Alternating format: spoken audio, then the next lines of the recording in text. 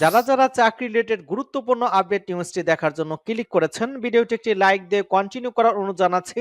আসসালামু আলাইকুম। মহা খুশির সংবাদ দিয়ে বন্ধুরা, মহার্ঘ ভাতা বাতিল হয়নি, বরং তাড়াতাড়ি হবে। মহার্ঘ ভাতা নিয়ে ডক্টর মোহাম্মদ মোখলেছুর রহমান স্যারের নতুন বার্তা কিন্তু আজকে চলে এসেছে এবং আজকের এই ভিডিওতে অবশ্যই প্রথম থেকে শেষ অবধি দেখার চেষ্টা করবেন, কারণ আজকের এই ভিডিওটির মাধ্যমে আপনাকে একদম প্রমাণ দেখিয়ে দিব। তাহলে চলুন মূল ভিডিওটি শুরু করা যাক। প্রিয় বন্ধুরা, মূল ভিডিওটি শুরু করার আগে বরাবরের মতো ছোট্ট একটি রিকোয়েস্ট থাকবে, আপনি যদি আমাদের এই পরিবারের নতুন সদস্য হয়ে থাকেন তাহলে এরকম নতুন নতুন চাকরি রিলেটেড আপডেট নিউজটি সবার আগে পেতে আমাদের চ্যানেলটি সাবস্ক্রাইব করে পাশে থাকার বেল আইকনটি অন করে রাখুন পরবর্তী ভিডিওর নোটিফিকেশন পেতে। আর যারা এখনো সাবস্ক্রাইব করেছেন তাদেরকে অসংখ্য ধন্যবাদ। এখানে আপনারা প্রথমেই দেখতে পাচ্ছেন কালো কণ্ঠ পত্রিকা। এখানে বলা হয়েছিল যে মূল্যস্ফীতির চাপে কিন্তু মহার্ঘ ভাতা দেওয়ার সিদ্ধান্ত থেকে বিরতি নেওয়া হয়েছিল। এখানে বলা হচ্ছিল যে মূল্যস্ফীতি নিয়ন্ত্রণে সংহনশীল মুদ্রানীতির পাশাপাশি সরকারের ব্যয়ে কাটছাঁট করার কথা বলেছেন বিশেষজ্ঞরা, এবং তারা বলেছিলেন যে এই পরিস্থিতিতে কিন্তু এখনই সরকারের কর্মকর্তা কর্মচারীদের মহার্ঘ ভাতা দেওয়াটা যৌক্তিক সময় নেয়। প্রধান উপদেষ্টার কার্যালয় বিষয়টি সায় দিচ্ছে না।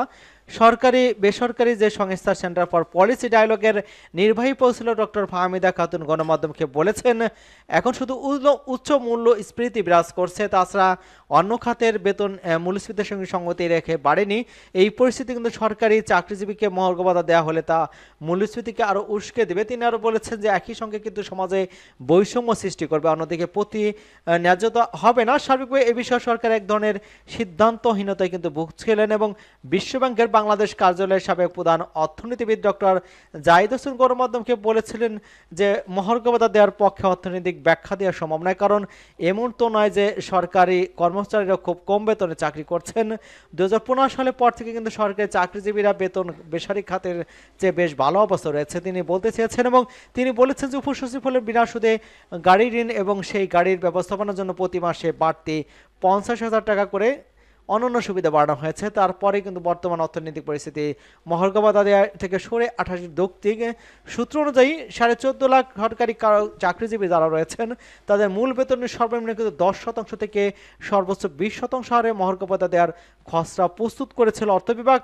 তবে সেই প্রস্তাব কিন্তু তথ্য উপদেষ্টার যে কার্যালয়ের বিষয়টি সাইনে দিয়ে মহার্ঘ ভাতার নথি ফেরত পাঠিয়েছিল মনটা কিন্তু চাউর হয়েছিল। এবং সর্বশেষে আমরা দেখেছি যে অর্থ উপদেষ্টা কিন্তু স্পষ্ট জানিয়ে দিয়েছেন যে না, আমরা এ বিষয়ে কোনো সিদ্ধান্ত নেইনি যে এটা দেওয়া হবে কি হবে না। তবে এই বিষয়টা কিন্তু নিয়ে আবারও মোখলেছুর রহমান সিনিয়র সচিব জনপ্রশাসন মন্ত্রণালয় তিনি কিন্তু স্পষ্ট বার্তা দিয়েছেন। এ কারণে তিনি তার যে ফেসবুক ভেরিফাইড ফেসবুক পেজ রয়েছে ডক্টর মোহাম্মদ মোখলেছুর রহমান, তার ফেসবুকে যেখানে তিনি সমস্ত ধরনের আপডেট নিউজ এবং তার বিভিন্ন ধরনের তিনি পোস্ট করে থাকেন, সেখানে কিন্তু অনেকে কমেন্টস করেছে এবং কমেন্টসে তিনি মাঝে মাঝে জবাব দিয়েছেন। সেই কমেন্টসের একটা কমেন্টস এখানে আমরা স্পষ্ট ভাষায় দেখিয়ে দিচ্ছি। এখানে তিনি বলেছিল যে মারুফ হোসেন সোহাগ নামে একজন প্রশ্ন করেছিলেন, আপনারা দেখতে পাচ্ছেন। সে বলেছেন যে স্যার, মহার্ঘ ভাতা কি সত্যি বন্ধ হয়ে গেছে, পত্রিকার তথ্য কি সঠিক? তখন ডক্টর মোখলেছুর রহমান তার ফেসবুক ভেরিফাইড ফেসবুক থেকে তিনি স্পষ্ট ভাষায় বলে দিয়েছেন, না, গুজবে কান দিবেন না, সময়মতো সরকার দেবে। এবং এখান থেকে আরও যেটা বলা হয়েছে যে সরকার অবশ্যই এটা সিদ্ধান্ত নেবে এবং 30 তারিখে তিনি পর্তুগাল থেকে ফিরবেন, অর্থাৎ আগামীকালের দিকে পর্তুগাল ফেরার কথা রয়েছে। এবং সেখানে ফিরে এসে কিন্তু তিনি এই মহার্ঘ ভাতা বিষয়ে স্পষ্ট ঘোষণা দেবেন। সেক্ষেত্রে কিন্তু স্পষ্ট করে বলা যেতেই পারে, কারণ তিনি কিন্তু এই বলছেন এটা গুজবে কান না দিয়ে বরং আপনারা আশা করেন এবং শিগগিরই কিন্তু আপনাদের মহার্ঘ ভাতা দেওয়ার বিষয়ে সিদ্ধান্ত নেওয়া হবে এমনটা কিন্তু জানিয়েছেন।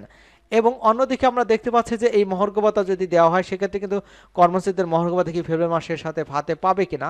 এখানে যেটা বলা হচ্ছে যে সরকারি কর্মচারীদের মহার্ঘ ভাতা জানুয়ারি হতে কার্যকর হলে ফেব্রুয়ারি মাসের বেতনের সাথে পাওয়া যাবে কিনা, জানুয়ারি মাসের সাথে কার্যকর হবে কিনা তা, বা 4,000 টাকা পাওয়া যাবে কিনা, এমন প্রশ্ন করেছেন অনেকেই। গত 9 জানুয়ারি কিন্তু তিনি স্পষ্ট ভাষায় মোখলেছুর রহমান তিনি স্পষ্টভাবে ঘোষণা করেছিলেন যে আমরা দুটি মিটিং ইতিমধ্যে সংগঠিত হচ্ছে, ব্যাপারটি আপনারা সকলে অবগত আছেন এবং মহার্ঘ ভাতা নিয়ে তিনি কিন্তু দ্রুত সময় সিদ্ধান্ত জানাবেন।